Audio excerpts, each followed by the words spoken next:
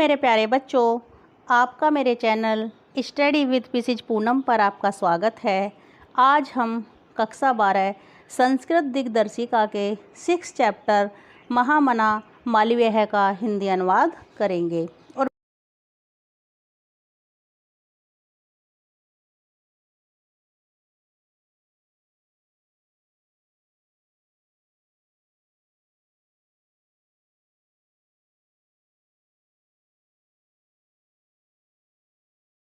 महामनीषिण है मदन मोहन मालवीयस्य जन्म प्रयागे प्रतिष्ठित परिवारे अभवत्। महान विद्वान मदन मोहन मालवीय जी का जन्म प्रयाग के प्रतिष्ठित परिवार में हुआ था। अस्य पिता पंडित व्रजनाथ मालवीय है संस्कृतस्य सामान्य विद्वान आसीत्। इनके पिता पंडित व्रजनाथ मालवीय संस्कृत के सम्माननीय विद्वान थे। अयं प्रयागे एवं संस्कृत पाठशालायां राजकीय विद्यालये म्योर सेंट्रल महाविद्यालये च शिक्षां प्राप्य अत्रैव राजकीय विद्यालये अध्यापनम् आरब्धवान्। इन्होंने प्रयाग में ही संस्कृत पाठशाला राजकीय विश्वविद्यालय म्योर सेंट्रल महाविद्यालय में शिक्षा प्राप्त करके यहीं राजकीय विद्यालय में अध्यापन शुरू कर दिया। युवक मालवीय स्वीकयेन प्रभावपूर्ण भाषणेन जनानां मानसी अमोहत। अब इन्होंने क्या किया? युवक मदन मोहन मालवीय ने अपने प्रभावपूर्ण भाषण से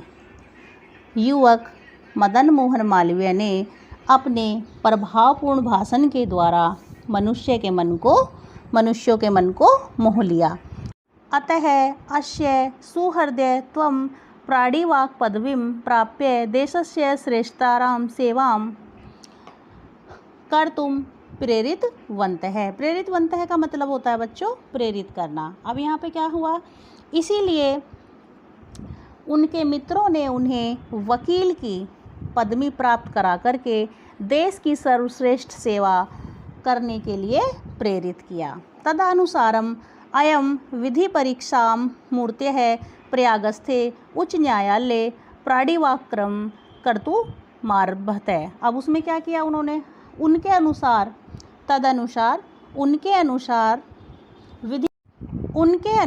तदनुसारम अयम तदनुसार का मतलब होता है उनके अनुसार विधि परीक्षा उत्तीर्ण करके प्रयाग में स्थित उच्च न्यायालय में वकालत का काम आरंभ कर दिया। एक बार दोबारा सुन लीजिए बेटा।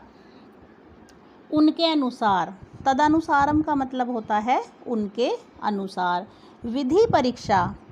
उनके अनुसार विधि परीक्षा उत्तीर्ण करके प्रयाग में स्थित उच्च न्यायालय में वकालत का काम करना आरंभ कर दिया।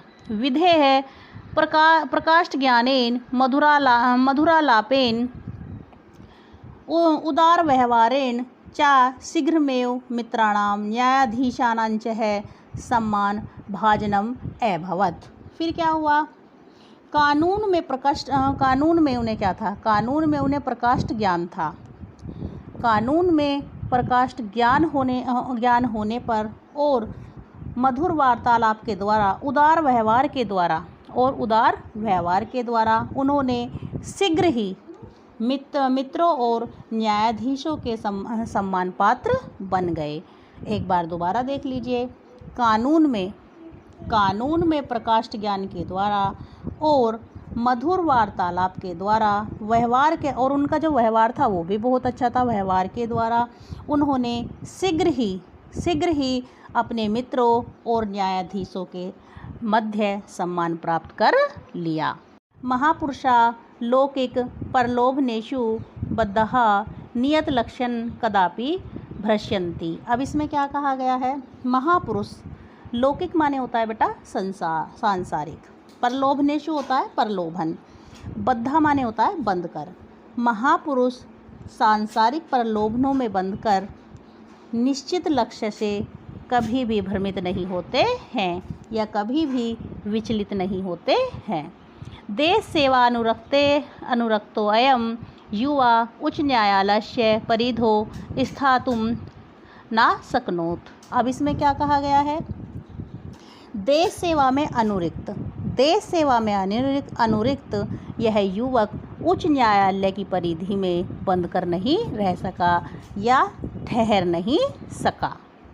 पंडित मोतीलाल नेहरू, इसका बेटा समझ में आया ठहर क्यों नहीं सका? क्योंकि वो जो एक उच्च न्यायालय की जो एक परिधि थी ये उसमें बंद के नहीं रहे, उससे कहीं आगे निकल गए। अब वो कैसे हुआ, अब इसमें आगे पढ़ेंगे।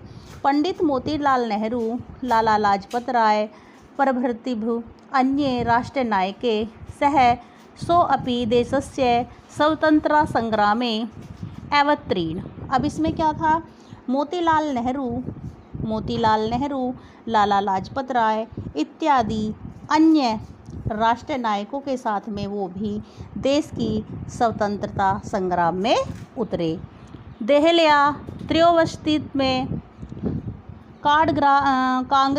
कांग्रेसस्य अधिवेशन अयम अध्यक्षपदम अकृतवान। अब उन्होंने क्या किया? दिल्ली में 23वें कांग्रेस के अधिवेशन में, दिल्ली में 23वें कांग्रेस के अधिवेशन में यह क्या हुए? फिर अध्यक्ष पद को इन्होंने अध्यक्ष पद पर अलंकृत हुए या अध्यक्ष पद पर हुए। एक बार दोबारा देख लीजिए, इसमें क्या बताया गया है बेटा, एक बार ध्यान से सुनो। दिल्ली में 23वें कांग्रेस अधिवेशन में यह अध्यक्ष पद पर अलंकृत हुए। रोलट एक्ट इत्येतस्य विरोधे अस्य ओजस्वी भाषणं श्रुत्वा आंग्ल शासकः भीतः जाता। अब इसमें क्या कहा गया है? रोलट एक्ट नामक कानून के विरोध में इनके ओजस्वी भाषण को सुनकर के अंग्रेजी शासन, किसको कहा गया? अंग्रेजी शासकों को, अंग्रेजी शासक भी भयभीत हो गए। एक बार दोबारा देख लीजिए। रोलट एक्ट नामक कानून के विरोध में इनके ओजस्वी भाषण को सुनकर के अंग्रेजी शासक भी भयभीत हो गए। बहुवारं कारागारे निक्षितोऽपि वयं वीरः देश सेवाव्रत नात्यजत। अब इन्होंने क्या किया? बहुत बार कारागार में डाले जाने पर भी यह वीर देश की सेवा के व्रत में, इस देश की जो सेवा थी उसके व्रत में लगा रहा और उसको इसने नहीं त्यागा। हिंदी संस्कृत आंग्ल भाषासु अस्य समानाधिकार आसीत्। इनका हिंदी, संस्कृत और अंग्रेजी भाषा में इनका समानाधिकार था। समानाधिकार से मतलब है बेटा ये हिंदी, संस्कृत और अंग्रेजी को अच्छी तरीके से बोल लेते थे और समझ भी लेते थे। हिंदी हिंदू हिंदुस्तान नामस्तु उत्थान अयम निरंतरम प्रयत्नम अकरोत्। इन्होंने क्या किया? हिंदी हिंदू हिंदुस्तान नाम के उत्थान के लिए इन्होंने निरंतर प्रयत्न किया। शिक्षा एवं देश समाजे न नवीन प्रकाश है उदेति अत्र श्री मालवीय वाराणसिया काशी विश्वविद्यालय स्थापनाम अकरोत्। तो इन्होंने क्या किया? शिक्षा के द्वारा ही देश और समाज में नवीन शिक्षा के द्वारा ही देश और समाज में नवीन प्रकाश उदित होता है। अतः मालवीय जी ने वाराणसी में काशी विश्वविद्यालय की स्थापना की। एक बार दोबारा देख लीजिए। शिक्षा के द्वारा, शिक्षा में का मतलब होता है शिक्षा के द्वारा ही देश और समाज में नवीन प्रकाश उदित होता है। अतः मालवीय जी ने वाराणसी में काशी विश्वविद्यालय की स्थापना की। अस्य निर्माणाय अयं जनान् धनम् अयाचत। जनानस्य महतस्मिन् ज्ञानयज्ञे प्रभूतं धनमनस्यः प्राच्यन्। अब इन्होंने क्या किया? इसके निर्माण में इन्होंने इस ऐसे निर्माणाया इसके निर्माण में इन्होंने लोगों से धन मांगा और लोगों ने इस बड़े ज्ञान यज्ञ में बहुत सारा धन इनको प्रदान किया। तेन निर्मितो अयम विशालः विश्वविद्यालय भारतीय नाम दानशीलतया श्रीमालवीयस्य यशस्य च प्रतिमूर्तिर्विभाति। अब क्या हुआ, उनके द्वारा निर्मित तेन निर्मितो अयम उनके द्वारा निर्मित यह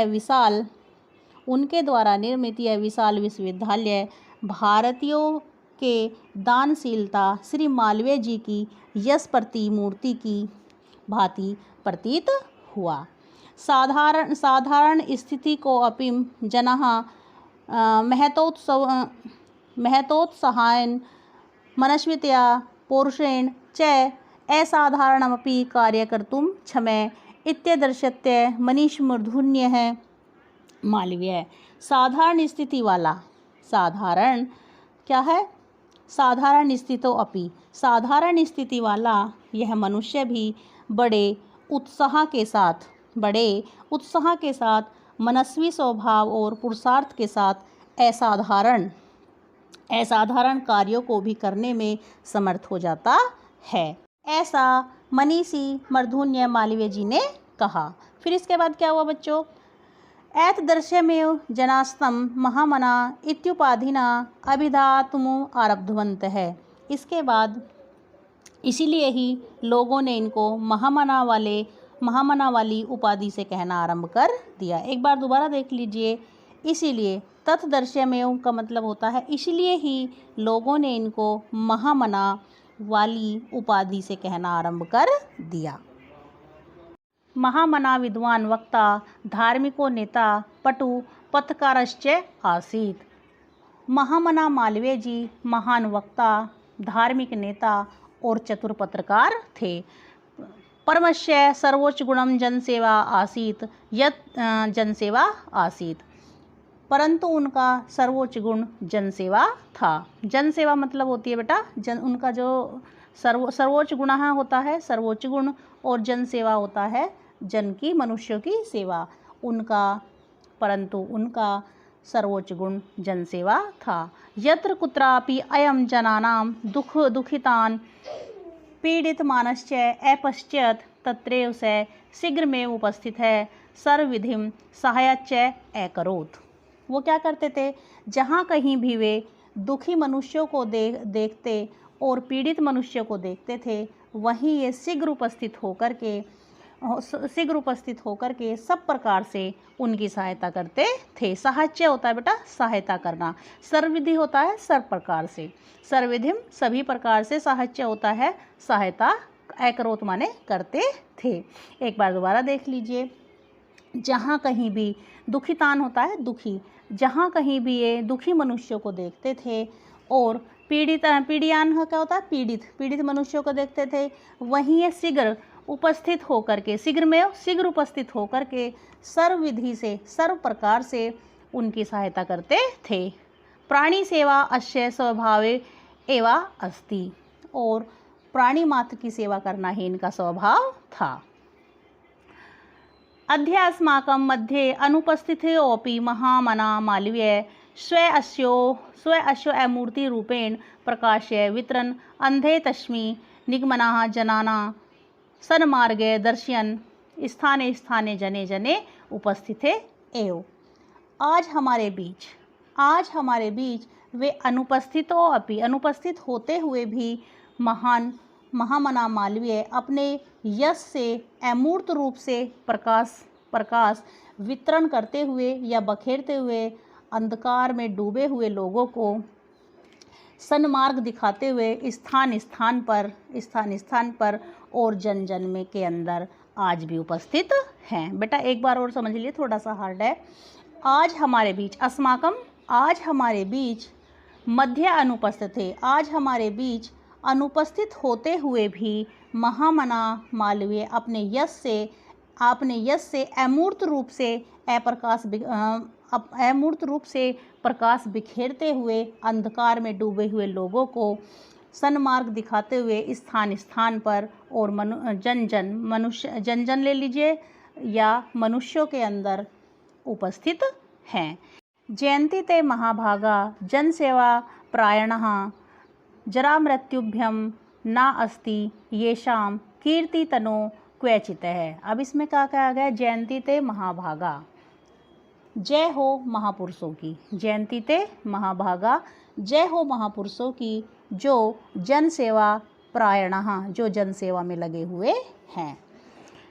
जरा मृत्यु भय ना अस्ति येषाम कीर्तितनो क्वचित, जिनकी कीर्ति को जरा सा भी डर नहीं है। किस चीज़ का डर नहीं है? कि वृद्धावस्था और मृत्यु का जरा सा भी भय नहीं है। एक बार दोबारा देख लीजिए बच्चों, कैसे क्या समझाने की कोशिश करी गई है। जिनकी कीर्ति रूपी शरीर को, जिनके कीर्ति, इसका अर्थ जो है ना बच्चों उल्टा होगा। यहाँ से शुरू होगा, यहाँ से लास्ट से शुरू होगा और फर्स्ट पे जाके ख़त्म होगा। थोड़ा अटपटा लगेगा, लेकिन अगर हम यहाँ से निकालना शुरू करेंगे तभी इसका अर्थ बिल्कुल ठीक तरीके से आएगा। तो अब हम इसे ठीक तरीके से निकालते हैं। जो अभी लाइन के थ्रू था वो मैंने आपको बता दिया, लेकिन अब इसको ठीक तरीके से कैसे करना है जो एकदम समझ में आए, वो ऐसे होगा। जिनके कीर्ति रूपी शरीर को वृद्धावस्था और मृत्यु का भय नहीं है, जो जन सेवा में लगे हुए हैं या जन सेवा में प्रायण हैं, उन महापुरुषों की जय हो। समझ में आया? उम्मीद है बच्चों आपको समझ में आ गया होगा। आपको पढ़ने के बाद कैसा लगा प्लीज़ कमेंट बॉक्स में अवश्य लिखें। धन्यवाद।